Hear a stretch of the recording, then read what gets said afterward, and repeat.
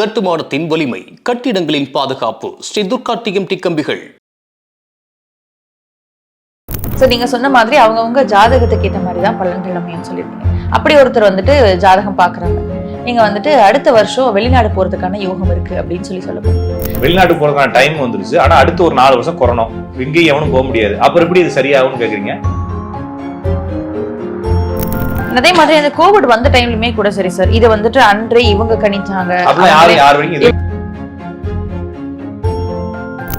நீங்க சொன்ன மாதிரி அவங்கவுங்க ஜாதகத்துக்கு ஏற்ற மாதிரி தான் பலன்கள் அமையும் சொல்லியிருந்தீங்க. அப்படி ஒருத்தர் வந்துட்டு ஜாதகம் பாக்குறாங்க, நீங்க வந்துட்டு அடுத்த வருஷம் வெளிநாடு போறதுக்கான யோகம் இருக்கு அப்படின்னு சொல்லப்படுது.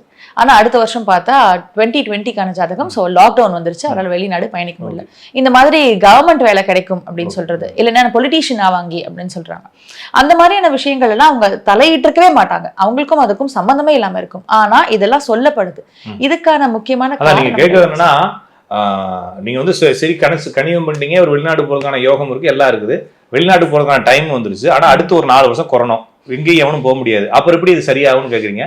அதனாலதான் சொல்றோம், கால தேச வர்த்தமான சுருதி யுக்தி பேதம்னு சொல்லி ஜோசியத்துல ஒரு மெத்தட் இருக்கு.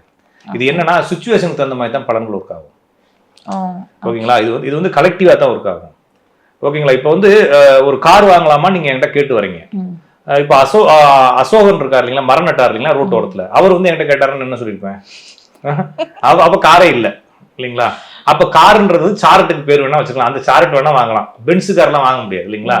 அப்ப இது காலத்துக்கு தகுந்த மாதிரி சில விஷயங்களை அப்ளை பண்ணணும். அப்ப இந்த கிரக நிலைகள் வரும் பொழுது எல்லாமே சாதகமாக இருந்தால், நான் சொல்றது உங்களுக்கு நேரம் நல்லா இருக்கு, உலகம் சாதகமாக இருந்தால் அது நடக்கும். உலகமே சாதகம் இல்லாத போது எவனுக்கும் நடக்காது. அப்ப எல்லாரும் என்ன சொன்னாங்கன்னா, அது நடக்கும், இது நடக்கும், இதை நடப்பாங்க, அது எவனுக்குமே எதுவும் நடக்கல, வீட்டுக்குள்ளே உட்காந்தான் 1 வருஷம் ஃபுல்லா கம்ப்ளீட்டா உலகமே வீட்டுக்குள்ள உட்காந்துருச்சு இல்லைங்களா? அப்ப இதை வந்து நம்ம வந்து ஜோசியமா போட்டு குழப்ப தேவையில்லை. நான் திருப்பி சொல்றது பாசிபிலிட்டிஸ் தான் ஜோசியம். நான் வந்து பாசிபிலிட்டிஸ் தான் சொல்றேனே தவிர பாசிபிலிட்டிஸுக்கே பாசிபிலிட்டி இல்லைன்றப்ப எல்லாமே ஜோலி முடிஞ்சிருச்சு, எல்லாரும் வீட்டுக்கு வாங்க, நீங்க உங்களுக்கு மட்டும் எப்படி ஆக்டிவேட்டா எவனுக்கும் ஆக்டிவேட் ஆகாது. அப்ப நான் திருப்பி சொல்றது உலகத்துக்கு தகுந்த மாதிரி தேச வர்த்தமானம் சொல்றாங்க. அப்ப சிச்சுவேஷன் சரியாக இருந்தால், நாங்க சொல்றது உங்களுக்கு எல்லாமே சரியா இருந்தா நடக்கும். இப்ப ஒரு ஜாதகம், இதே மாதிரி ஒரு ஜாதகம் என்கிட்ட வந்து ஒருத்தங்க தொடர்ந்து என்கிட்ட ரொம்ப வருஷமா கேட்டுட்டே இருக்கிறாங்க. அவங்க வந்து வெளிநாடு போறதுக்கு முயற்சி எடுக்கிறாங்க.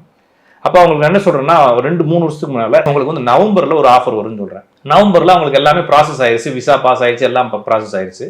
ஆனா எல்லாமே போய் கம்ப்ளீட்ல கடைசியா எல்லாமே போயிட்டு பாஸ்போர்ட் வெரிஃபிகேஷன் வரைக்கும் போயிட்டு கேன்சல் ஆகி வந்துருச்சு. அப்ப அவங்களுக்கு ஒரு என்னாச்சு அப்படின்னு தெரியல. திருப்பி அது வந்துட்டு திருப்பி என்கிட்ட கேட்கறாங்க, உங்களுக்கு மார்ச்ல ஒன்று இருக்குங்கிறேன்.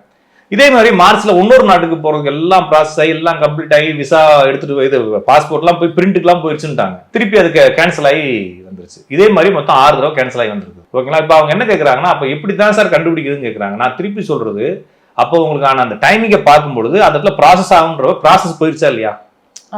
ப்ராசஸ் போயிருச்சு, எல்லாம் போயிருச்சு. ஆனா நம்ம ஏற்கனவே செஞ்ச தப்புன்னு ஒன்று இருக்கு இல்லையா? அந்த தவறுகள் அப்படிங்கறது நம்ம என்ன பண்ணலாம்? வேற ஒண்ணும் இல்லை. இப்ப நான் வந்து ஒரு 10-15 வருஷத்துக்கு முன்னால நான் வந்து ஒரு பெரிய கேஸ்ல மாட்டிக்கிட்டேன்.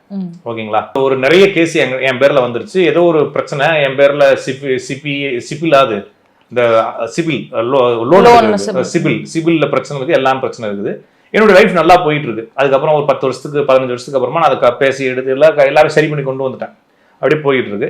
இப்ப நான் வந்து ஒரு லோன் ப்ராசஸ் பண்ணலாம்னு சொல்லி பாக்குறேன். ஓகேங்களா? என் ஜாதகத்தை பாக்குறேன், லோன் நல்லா இருக்குது, பணம் எல்லாம் வரதுக்கான டைம் நல்லா இருக்குது. ஓகேங்களா? அப்ப என்கிட்ட பணம் வரதுக்கு டைம் இருக்குன்னு சொல்லிட்டு நான் லோன் அப்ளை பண்றேன். அப்ளை பண்றப்ப அது எல்லா ப்ராசஸும் பக்காவாயிட்டு கடைசியில சிபில்ல லாக் ஆயிட்டு ஏற்கனவே ஒரு சூட் இருக்குன்னு சொல்லி கேன்சல் ஆகி வருது. அப்ப என்னன்னா, இது எனக்கு எல்லாமே சரியாயிருச்சு, அதுக்கான ப்ராசஸ் ஆரம்பிச்சிருச்சு, எல்லாம் ரெடி ஆயிடுச்சு, எனக்கு கொடுக்கறதுக்கு அலாட்டுக்கு எல்லாமே வந்துருச்சு. ஆனா என்னுடைய பழைய தவறுகள் இங்க டிஸ்டர்ப் பண்ணுது. அப்ப இந்த சின்ன சின்ன டிஸ்டர்பன்ஸ் நம்மளால பார்க்க முடியாது. அப்ப என்ன பண்றதுன்னா, இந்த இடத்துல பணம் வரதுக்கான டைப் தான் நம்ம பாக்குறோம். அப்ப லோன் இல்லாம எனக்கு கையில பணம் வரும்ன்ற மாதிரி எடுத்துக்க வேண்டியதான். ஆக முதல்ல வேற மாதிரி ஒரு கண்ணோட்டத்தை கொடுக்கும்.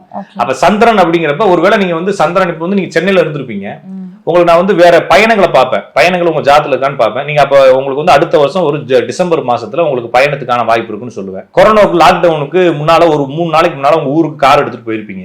டிவில போட்டிருப்பான், லாக்டவுன் யாரும் வீட்டை விட்டு வெளியேறாங்கன்னு போட்டிருப்பான். அப்ப கார்ல மாட்டிக்கிட்டீங்களா, வேற ஊர்ல போய் மாட்டிக்கிட்டீங்களா அப்படின்ற மாதிரி. இது வந்து சந்திரன் வேற மாதிரி ஆக்டிவேட் ஆகி ஊருக்கு தகுந்த மாதிரி ஆக்டிவேட் ஆகி வேற ஒரு குழப்பத்தை கொடுத்துருச்சே தவிர, ஆனா அது வேற மாதிரி செஞ்சிருக்கு. அததான் நான் சொல்றேன், இந்த ஏஐல அதெல்லாம் கண்டுபிடிக்க முடியாத காரணம் தான்.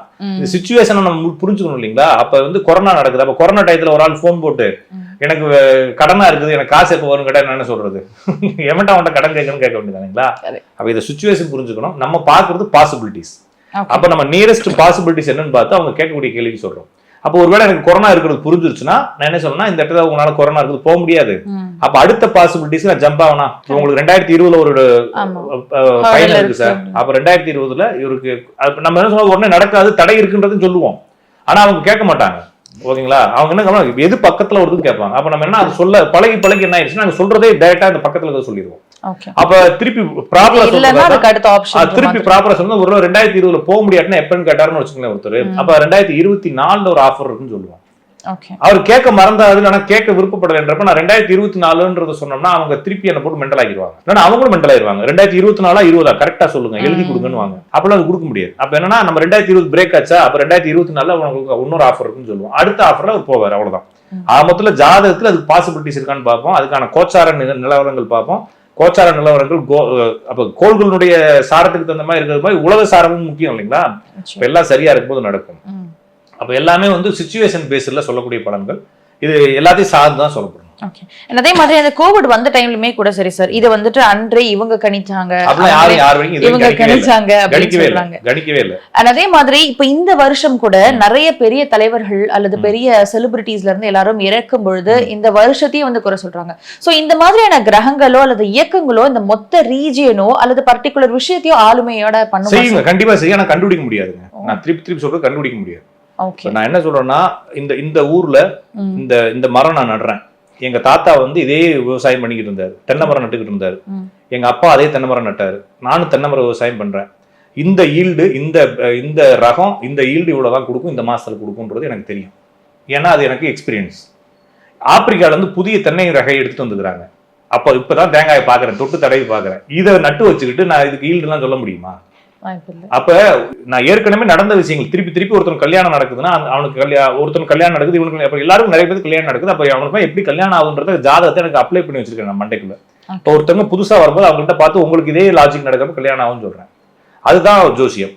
ஆனா உலகத்துல எல்லாமே புதுசா நடக்க போகுது. ஒரு தலைவன் பிறந்த அந்த தலைவன் சாக போறான், அந்த தலைவன் உருவதான் பிறக்க போறான். ஸ்டாலின்றது நான் சொல்றது அந்த ரஷ்யாவுடைய ஸ்டாலின், லெனின் இவங்க எல்லாம் பிறந்தது ஒரே ஒரு ஸ்டாலின் ஒரே ஒரு லெனின் தான் இருந்தாங்க. அவங்க திருப்பி பிறந்தாங்கன்னா அவங்களுக்கு நம்ம திருப்பி கதை சொல்லலாம் இல்லைங்களா. அப்ப ஒவ்வொரு தலைவனும் ஒவ்வொரு டயத்துல தான் பிறகு ஒவ்வொரு டயத்துல சாகுறாங்கன்றப்ப இந்த மாதிரி யூனிக்கான பலன்களை இவரு இறந்துருவாரு இவர் போயிடுவாருன்னு சொல்லவே முடியாது. அதே மாதிரி கொரோனா வருமா அப்படின்னா சொல்லலாம். ஆனா 10 ரூபா கொரோனா வந்தாலும் சொல்லலாம். கொரோனாவே முதல் தடவை வந்திருக்குது, அப்ப சொல்ல முடியாது. அப்ப நாஸ்ட்ரடாமஸ் என்ன சொல்றாருன்னா, பிளேக் போன்ற நோய்கள் பரவும் தான் எழுதி வச்சிருக்காரு அவருடைய புத்தகத்திலேயே. அப்ப பிளேக் அப்படின்னு என்ன சொல்றாங்கன்னா, அந்த பிளேக்கையும் இந்த கொரோனாவையும் ஒண்ணு சேர்க்கிறாங்க. பிளேக்குங்கிறது தொற்று நோய். அப்ப அது மாதிரி தொற்று நோய்கள் தான் கொண்டு வர முடியும். தொற்று நோயை இந்த உலகம் எப்படி ஹேண்டில் பண்ணும்? ஒருவேளை இதே மாதிரி நோய் முன்னால வந்திருக்கலாம். இதை செக் பண்றதுக்கு அந்த நம்ம பிடி ஏதோ இது சொல்றாங்க பாருங்க, ஒரு செக்அப் பண்றது, அந்த ஸ்ட்ரிப் மாதிரி ஒண்ணு செக்அப் பண்ணாங்க அந்த கொரோனாவுக்கு, அந்த சளி எடுத்து வைக்கிறது. அந்த டிவைஸ் எல்லாம் 300 வருஷத்துக்கு முன்னாடி வந்த கொரோனாவுக்கு இருந்திருக்காது. அதுக்கு செக் பண்றதுக்கு அந்த சளியை செக் பண்றதுக்கு டெஸ்டிங் ஏஜென்சிஸ் இருந்திருக்காது. அப்போ கொரோனா வந்துருக்கலாம், கொரோனா பேர் இல்லாம கூட செத்து போயிடறாங்க இல்ல. அப்படின்றப்ப இது என்னன்னா, ஜாதகத்துல நிலவரங்கள்ல இந்த உலகத்துல இது நடக்கும்னு சொல்லாமே தவிர பர்டிகுலரா இது நடக்கும்னு யாருனாலையும் கணிக்க முடியாது. ஏற்கனவே வந்ததை வேணா திருப்பி சொல்லலாம். புதுசா ஒரு விஷயம் வந்துச்சு நான் சொல்லிட்டேன்னு யாருனாலும் சொல்ல முடியாது. ஏன்னா அவங்க எப்படி கற்பனை பண்ணுவாங்க. என்னது பெரும்பாலும் இந்த நீர்ல இந்த இடங்கள் அழிஞ்சிட்டே இருக்கு, கண்டினியூஸா நீர் நிலச்சரிவு ஏற்படுது அல்லது வாட்டர்னால ஒரு இடம் அழியுது அப்படின்றப்போ எல்லாரும் எடுத்துட்டு வர முதல் விஷயம் அது அன்னைக்கே நாங்க கணிச்சிட்டோம். அது சொல்லலாம். அதாவது நீர்னால் புதன் வக்ரமாக கூடியது, புதன் வக்ரம், புதன் பரிவர்த்தனை, புதன் விளிம்பு எப்பெல்லாம் வருதோ அப்பெல்லாம் ஏதாவது ஒரு இடத்துல நீரினால் பாதிப்பு ஏற்படும். டெய்லி கிரகங்களை பாக்குறீங்க. இந்த மாசம் ஒரு 4வது மாசத்துக்கு அப்புறமா ஒரு புதன் வக்ரமாகக்கூடிய ஸ்டேட்டஸுக்கு வருது. அது எந்த ராசியில வருது, அந்த டயத்துல சனி செவ்வாய் ராகு இணைஞ்சிருந்துச்சுன்னா அந்த இடத்துல ஒரு துருசமம் நடக்க போகுதுன்னு அர்த்தம்.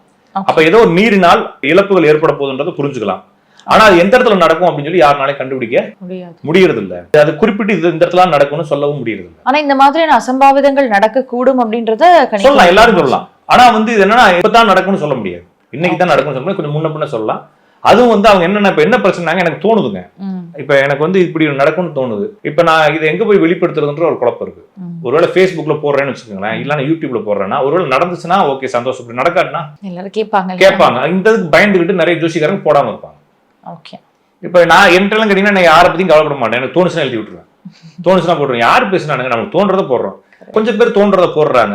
தோன்றதை போடும் பொழுதே நிறைய பேர் ஒரு 5-6 போடுவாங்க.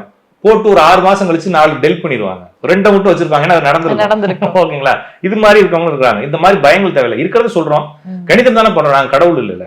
ஒரு கணிதம் பண்றோம், அந்த கணிதங்கள் சிலது நடக்குது, சிலது நடக்கிறது இல்லை. ஏன் நடக்கிறது இல்லை அப்படின்னா எங்களுக்கு அனுமானிக்க தெரியல.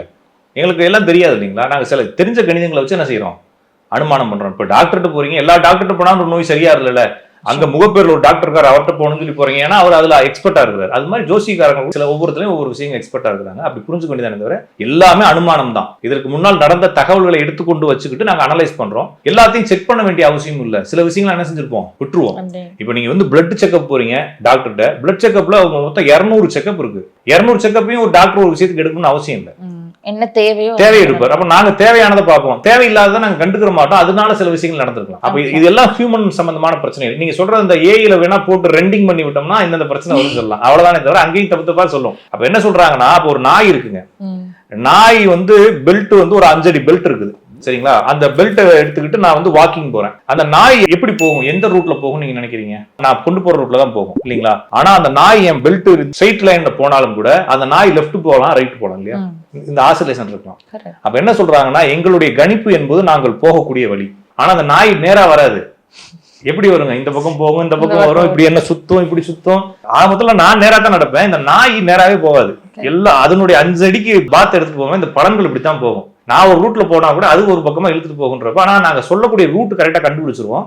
அந்த சின்ன சின்ன வேரியேஷனை எங்களால சரியா புரிஞ்சுக்க முடியாது. காலம் மாறிட்டு புதுசா நடக்கலைங்க வாழ்க்கை, அதனால அதை புரிஞ்சுக்க முடியாது. சார், இவ்வளவு நேரம் கேட்ட எல்லா கேள்விகளுக்கும் பதில் சொன்னீங்க. ரொம்ப விளக்கமா எல்லாத்தையும் தெளிவுபடுத்துனீங்க. ரொம்ப நன்றி. நன்றி. இந்த வீடியோ உங்களுக்கு பிடிச்சிருந்தா லைக் பண்ணுங்க, ஷேர் பண்ணுங்க, கமெண்ட் பண்ணுங்க. மறக்காம பெல் பட்டனை கிளிக் பண்ணிட்டு பக்தி கஃபே தமிழ் சேனலை சப்ஸ்கிரைப் பண்ணிடுங்க.